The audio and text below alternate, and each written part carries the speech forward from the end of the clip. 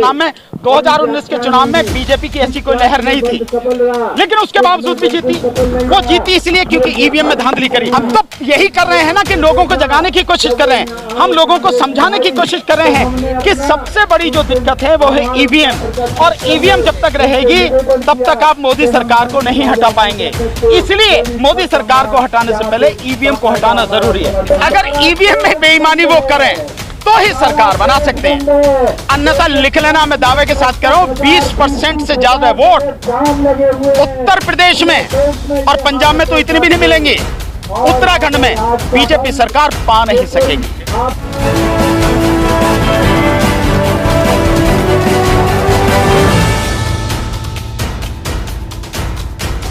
सरकार अपने चुनाव में बिजी है, हमें सब मालूम है, और इस बार चुनाव में ही उसको उसकी औकात दिखाएंगे हम।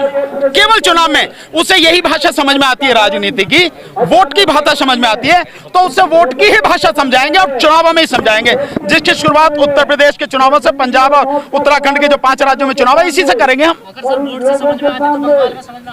बिल्कुल उसकी समझ में आ रही है, आ जाएगी समझ में, उसकी समझ में वोट ही आती है, उसकी समझ में राजनीति आती है, तो इसी से समझ में आएगी और ये समझा देंगे। और इसका ऐलान किसान कर चुके हैं कि वोट की चोट से ही सरकार को इस बार अब समझाएंगे।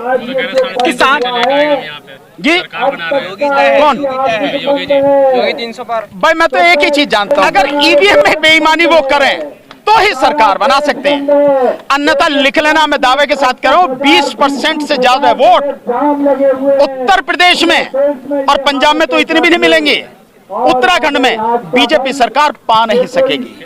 20% से ज्यादा वोट नहीं पा सकेगी। ईवीएम से सरकार बना सकते हो तो ईवीएम का विरोध क्यों नहीं होता?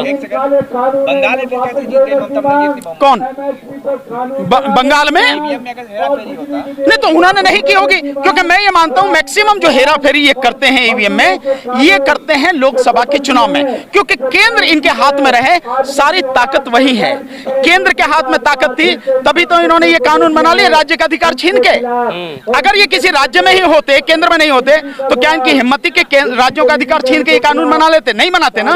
तो इनका फोकस रहता है केंद्र में, लेकिन राज्यों में भी वहां पर जहां इनके राज्य वाकई में इनकी इज्जत दाप है, जैसे उत्तर प्रदेश से ही कहते हैं कि भाई दिल्ली का रास्ता वहीं से होके जाता है, लखनऊ से होके जाता है, तो बहुत संभावना है कि उत्तर प्रदेश में ये सब कुछ हो। दूसरा, इसके अलावा इनके लिए, क्योंकि मोदी जी का गृह राज्य है पश्चिम, वो जो है आपका गुजरात, तो वहां पर गृह राज्य में अगर प्रधानमंत्री हार जाएगा तो उसकी इज्जत क्या रह जाएगी?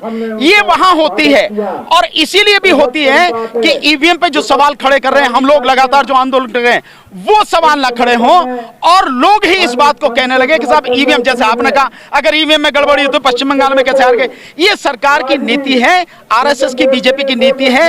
हम जानते हैं, आप कितना जानते हैं, आप जाने। अगर ईवीएम से जीतती है केंद्र का चुनाव तो आप तो कुछ नहीं कर पाएंगे। नहीं, हम तो यही कर रहे हैं ना कि लोगों को जगाने की कोशिश कर रहे हैं, हम लोगों को समझाने की कोशिश कर रहे हैं कि सबसे बड़ी जो दिक्कत है वो है ईवीएम, और ईवीएम जब तक रहेगी तब तक आप मोदी सरकार को नहीं हटा पाएंगे। इसलिए मोदी सरकार को हटाने से पहले ईवीएम को हटाना जरूरी है। इसी के लिए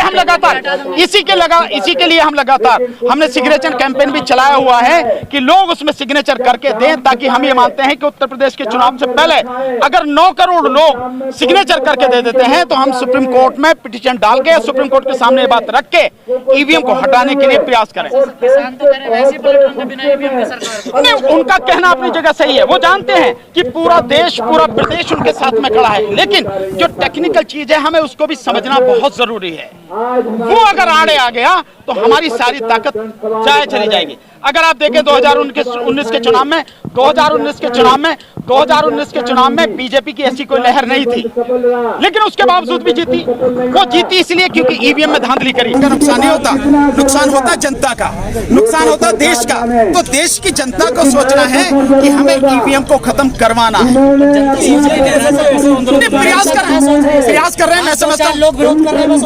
ये आपका कहना 2-4 नहीं, आप वो सब यहाँ जितने भी लोग बैठे इन्हीं की बात कर रहा हूँ मैं। और मुझे छोड़ दीजिए, पूरे देश में आप जो है एक वो करवा लीजिए रेफरेंडम करवा लीजिए, जन्म संग्रह करवा लीजिए, आपको पता लग जाएगी आज की तारीख में कम से कम मैं दावे के साथ कह सकता हूँ 30 से 40% लोग ईवीएम के विरोध में। अच्छा, बीजेपी के सांसद को जिस तरीके से मारा गया था, सही समझते हो? नहीं, मुझे नहीं पता कि किसको मारा गया, कहाँ मारा गया, मैंने वो देखा नहीं है। आप दिखा देंगे, बता देंगे तो उसके बाद ही, और वो जानने के बाद ही मैं बताऊंगा। और भैया अगर कोई काम ऐसे करेगा या उनकी पार्टी ऐसे काम करेगी तो देखिए जनता में गुस्सा है, और गुस्सा भी जनता का जायज है, क्योंकि इतने कष्ट जनता ने झेले हैं, इतने दुख जनता ने उठाए हैं और अभी भी उठा रही है बीजेपी के राज में। अगर कोई अपने गुस्से को कंट्रोल नहीं कर पाता है तो क्या किया जा सकता है? मोदी जी का स्वागत हो रहा, आप बोले देखिए दिल्ली में किस तरीके से स्वागत किया, कहाँ हो रहा मोदी जी का स्वागत? दिल्ली में एकदम। अरे अपने आदमियों को बुला के तुम कितनी माला पहन लो, कितने झंडे गड़वा लो, कितने जो नारे लगवा लो, इससे क्या फर्क पड़ता?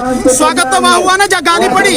अमेरिका की वो रिपोर्ट देखी है, वो वीडियो देखी है कि जिस उसमें ऑडिटोरियम में मोदी जी गए, वहाँ मोदी जी को गाली दे रही। मैं गाली दे भी नहीं सकता यहाँ, जो गाली दी गई है सुन लेना उस पर। तो जब इतने 2-4 नहीं है, वो बहुत लोग हैं, और वो तो तब है कि जब वो जाने नहीं दिए जा रहे हैं। और व्हाइट हाउस के सामने प्रदर्शन किया लोगों ने, खूब कस के विरोध किया। वो विरोध नजर नहीं आता, मीडिया नहीं दिखाता।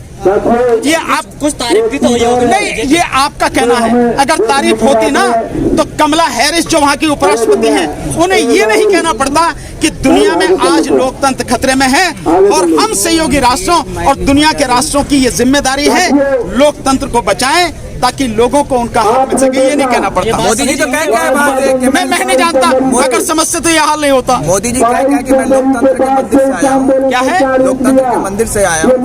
लोकतंत्र के मंदिर से वो ऐसे ही करते हैं, जिस जगह जाते हैं उसी का बेड़ा गर्क कर देते हैं। वो लोकतंत्र के माध्यम से जीत के आए हैं, लेकिन लोकतंत्र को ही वो तहस नहस कर रहे हैं, खत्म कर रहे हैं। यही है जो वो कहते हैं वो करते नहीं हैं, और जो कहते हैं उसके उलट काम करते हैं। मोदी जी का विरोधी नहीं हूँ मैं, विरोधी हूँ मोदी जी के कर्मों का, मोदी जी की नीतियों का, भाजपा की नीतियों का। अगर ये मोदी विरोध समझते हो तो यही सही। अगर आपको यही समझ में आता है, लोगों को यही समझ में आता है कि मोदी विरोध, तो भाई ऐसे ही सही, यही समझ लो। प्रधानमंत्री सेंट्रल विस्टा प्रोजेक्ट देखने जाते हैं अमेरिका से आने के बाद। किसान यहाँ एक साल होने वाले हैं, आज भारत बंद के आह्वान नहीं है मिलने आप लोगों से। उन्हें किसानों की परवाह नहीं। मैं बार बार कह चुका हूँ, मोदी जी को इस देश के किसानों की, इस देश के मजदूरों की, इस देश के आम आदमी की, इस देश के नौजवानों की, उनकी कोई परवाह नहीं है।